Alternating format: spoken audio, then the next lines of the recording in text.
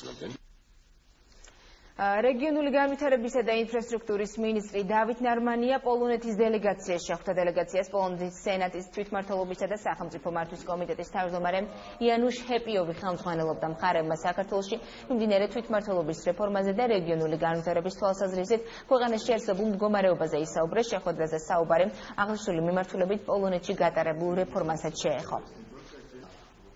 პოლონური მხარე ძალიან მჭიდროდ თანამშრომლობს ჩვენთან და გვეხმარება ადგილობრივი თვითმმართველობის რეფორმირების საკითხებში და ვფიქრობ, რომ მათი გამოცდილება ძალიან საინტერესო იქნება. ჩვენ ვისაუბრეთ იმ რეფორმის ძირითად მიმართულებებზე, რასაც ჩვენ ვახორციელებთ, გავაცანით კანონპროექტის ძირითადი ვექტორები, რაც ჩვენ უკვე მომზადებული გვაქვს, მოვისმინეთ მათგან ინფორმაცია თავის დროზე თუ როგორ გაატარეს რეფორმა და რა სირთულეები იყო, რომ ჩვენც გავითვალისწინებთ ეს ყველაფერი.